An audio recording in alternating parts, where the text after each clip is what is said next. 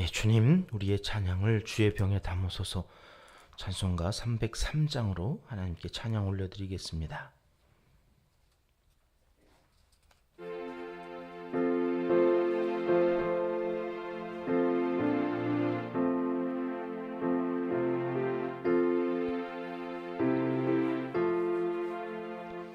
날 위하여 십자가에 중한 고통 받으사 대신 죽은 주 예수의 사랑하신 은혜요, 보배로운 피를 흘려 영영 죽을 죄에서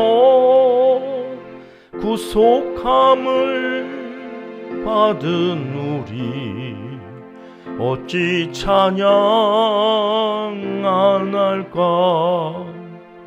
예수 안에 있는 우리 한량없이 즐겁고 주 성령의 위로함이 마음속에 차도다. 전국 음악 소리 같은 은혜로운 그 말씀 끊임없이 듣는 우리 어찌 찬양 안 할까.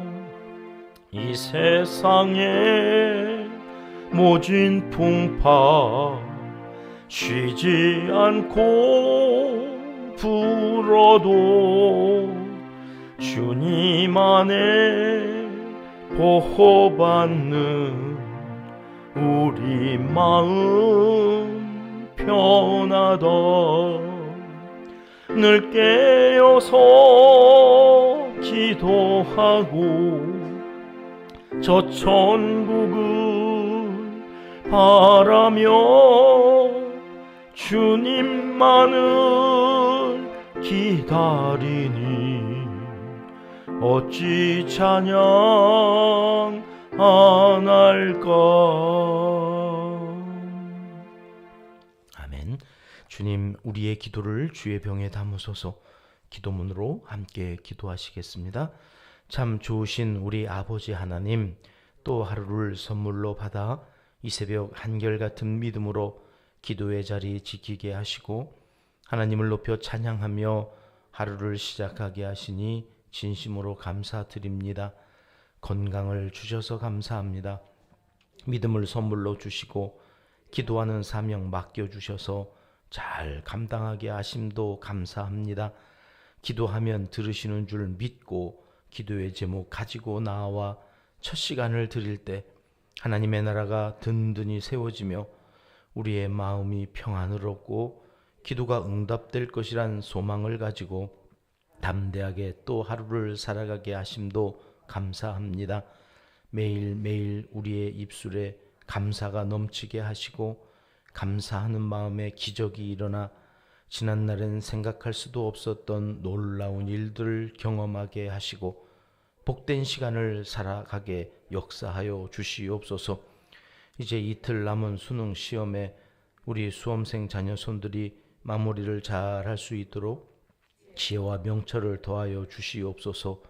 기도 기둥에 붙여놓고 기도하는 우리의 자녀손들에게도 한량없는 은혜를 내려주시고 보이는 것보다 보이지 않는 더 중요한 가치를 귀하게 여기는 마음도 허락하여 주시옵소서.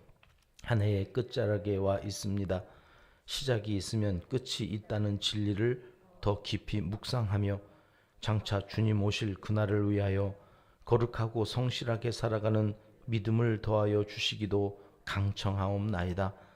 허탄하고 망령된 신화를 버리고 경건에 이르기 위해 힘쓰는 성도들이 되게 하옵소서. 아프리카 케냐 오지에서 선교하시는 박흥순 선교사님, 대만에서 신의 교회를 개척해서 영혼 구원에 힘쓰시는 조나단 선교사님, 태국 치앙마이로 선교지를 옮기셔서 새로운 선교의 지평을 열기를 소원하시는 김상혜 선교사님과 동행해 주셔서 선한 결과들을 얻게 하옵소서. 특히 이슬람권에서 선교하시는 6명의 선교사님들과 세밀하게 동행해 주셔서 허락하신 사명을 넉넉히 감당해 가기를 소원하옵나이다. 이 나라와 이 민족을 향한 자비와 긍휼을 거두지 마시고 새벽을 깨우며 기도하는 교회들을 기억하사 남은 자들을 통해 이루실 크고 놀라운 일들을 이루어 주시옵소서. 의정자들과 각계 각층의 지도자들에게 지혜를 허락하여 주시고 책임을 다하는 충실한 일꾼들이 되게 하여 주옵소서. 하나님을 사랑하는 자, 곧 그의 뜻대로 부르심을 입은 자들에게는 모든 것이 합력하여 선을 이루어 주실 줄 믿습니다. 예수님의 이름으로 기도합니다. 아멘. 이 새벽 주시는 하나님의 말씀은 룻기 4장 2절, 3절, 2절의 말씀입니다. 함께 읽겠습니다. 보아스가 그 성읍 장로 10명을 청하여 이르되 당신들은 여기 앉으라 하니 그들이 앉음에 보아스가 그 기업 물을 자에게 이르되 모압 지방에서 돌아온 나오미가 우리 형제 엘리멜렉의 소유지를 팔려 함으로. 아멘. 이스라엘은 모두 12지파로 되어져 있지요. 이 12지파, 각 지파에는 그 지파별로 부여받은 분깃, 그러니까 기업이 있습니다. 땅을 말하는 거죠. 모세 율법에 따르면 이러한 이 분깃은 집안 대대로 잘 간수되고 지켜져야 하는 토지의 경계였습니다. 잠언에 보면 옛 지계석을 옮기지 말라 이렇게 말씀하시는데 이게 다 율법의 정신에서 나온 겁니다. 출애굽한 백성들이 가나안에 들어갑니다. 그 가나안을 정복하고 제일 먼저 한 일이 지파별로 제비를 뽑아가지고 땅을 분배해 준 거예요. 그러니까 그 지파별로 그 땅을 차지하면 대대로 그 땅을 자기 지파에서 관리를 해야 돼요. 그러니까 그렇게 대대로 이게 그 땅을 통하여서 먹고 살도록 하나님께서 법으로 정해 놓으신 거예요. 지계석 옮기지 말아라.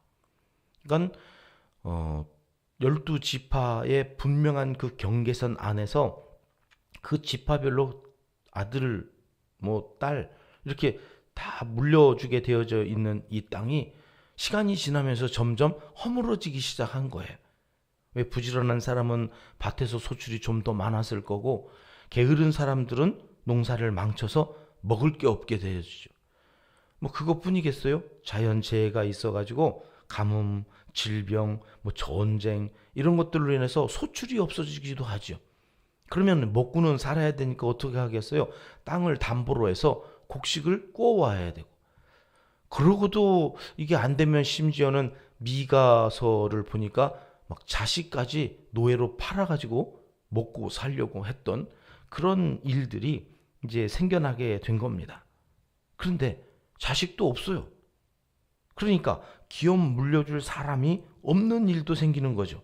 그럼 가까운 친척이 이 친척이 이 땅을 넘겨받아야 했는데 이게 기업을 물은다 이렇게 표현한 거예요. 땅을 넘겨받고 그리고는 남아있는 고아나 또 홀로 된 여인들을 잘 돌봐줘야 되는 이 사회복지 제도 형식의 기업 물을 자의 제도가 하나님께서 이 백성들을 긍휼히 여기시고 제정해 준 율법이었습니다. 자, 이런 기본적인 상식을 갖고 오늘 본문 말씀을 좀 살펴보겠습니다. 보아스가 그 기업 물을 자에게 말을 합니다. 3절에 이렇게 말씀이 있죠. 모압 지방에서 돌아온 나오미가 우리 형제 엘리멜렉의 소유지를 팔려 함으로. 여러분 이거 잘 들어보십시오. 엘리멜렉의 소유지를 나오미가 팔려 한다는 거예요. 팔 땅이 있었어? 이렇게 이제 들리시잖아요. 가만있어 봐. 땅이 있으면 왜 며느리 룻을 이삭 줍게 내보냈지? 그 땅 경작해가지고 먹고 살면 되지.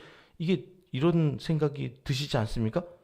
여기 당장 오해하기 쉽게 이 번역이 된 나오미가 팔 땅이 있다고 들려지는 이 말을 먼저 민수기 27장 8절에서 11절 말씀을 우리가 함께 읽고 좀 설명을 들으셔야 되는데요. 천천히 한번 같이 읽어보겠습니다. 시작.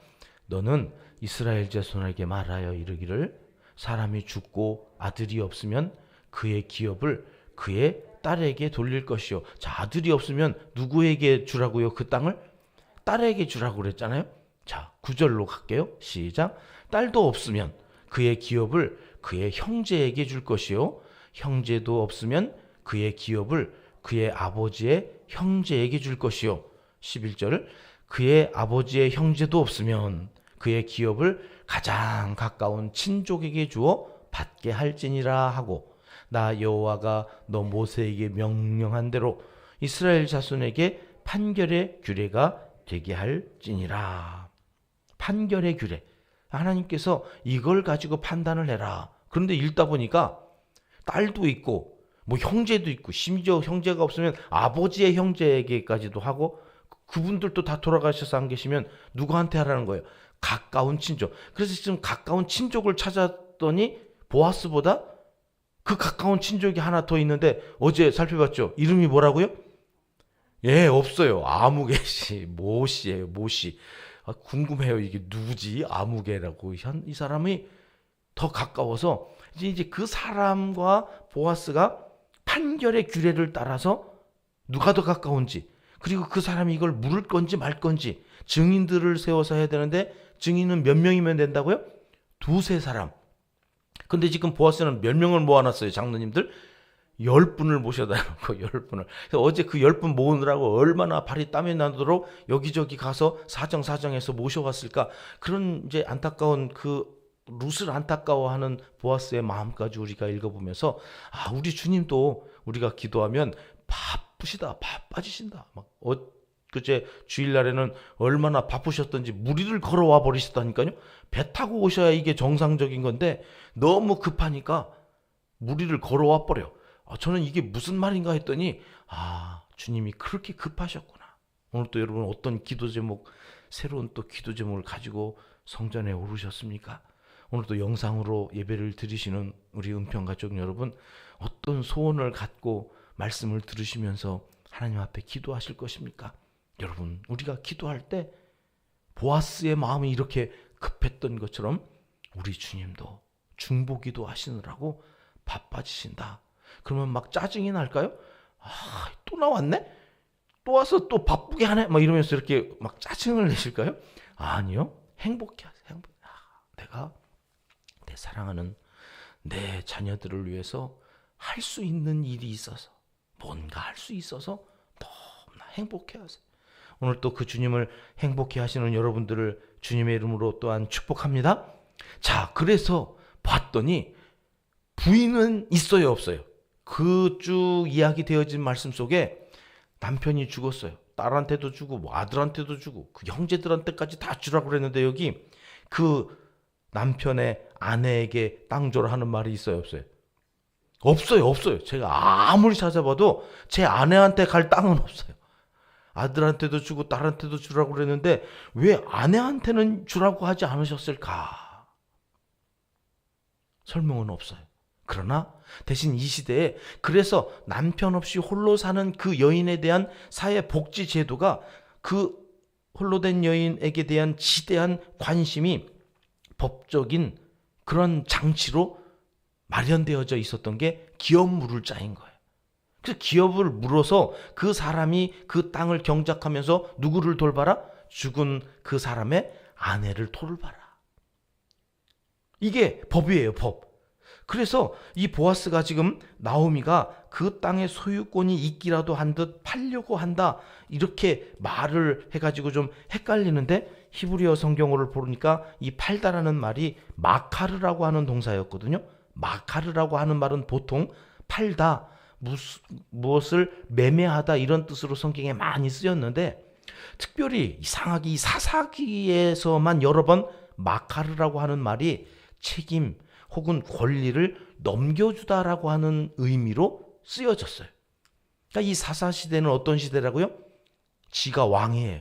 자기 옳은 대로 행했던 시대. 하나님의 율법이고 종교적인 어떤 관례고 이거 다 무시하고 지가 옳으면 막 하는 거예요. 하나님이 세운 제사장 레위 지파도 아닌데 저 사람 내 마음에 드는데 그러면 데려다가 제사장도 막 세우고 그랬던 시대예요. 그러니 책임 혹은 권리를 넘겨줘야 할 여러 가지 상황들이 많이 있었는지 하여튼 이 마카르라고 하는 말이 이렇게 쓰였는데 지금 이 시대 보아스가 이 말을 하는 이 시대가 사사시대라고 그랬잖아요. 그러니까 그 지역에서는 이 말이 팔다라는 개념보다는 넘겨주다라고 하는 개념으로 많이 쓰여졌던 것 같아요. 그래서 이 마카르라고 하는 말을 써서 신학자들이 번역을 팔다로 여기 번역을 해놨지만 원래 의미는 책임을 넘겨주고 싶어 한다 이런 말이에요. 그래서 이 말을 제가 다시 한번 정리해 보았어요. 이 3절은 이런 말입니다. 나오미가 더 이상 모압 지역에 머물지 않기로 결심하고 베들레헴으로 돌아왔다. 그녀는 이제 우리가 돌봐줘야 하는 홀로 된 여인이고 죽은 남편 엘리멜렉의 분깃이 있어서 그 잃어버린 분깃을 다시 찾아주어야 할 책임이 그대와 나에게 있다. 이런 말입니다. 마귀는 오늘도 우리의 허물을 자꾸 들춰내고 참소하는 자라고 합니다. 그러나 우리 주님은 그 옆에서 우리를 변호하시고 이미 우리의 죄값을 자신이 다 담당하셨으므로 우리에게 잃어버렸던 그 자유와 권리를 찾아주려고 하시는 분이시죠. 오늘 또 우리가 살아갈 힘이 여기에 있는 것입니다. 사랑하는 평가족 여러분, 잃어버렸던 권리를 주님이 다시 찾으시기 위해서 오늘도 중보하며 기도하고 계십니다. 제가 오늘 이 말씀을 묵상하면서부터는 이런 생각을 했어요. 가만있어 봐. 지금 이 일을 누가 해야 되는 거지? 여러분, 이 권리를 누가 주장해야 되는 거고 누가 찾아와야 되는 거예요?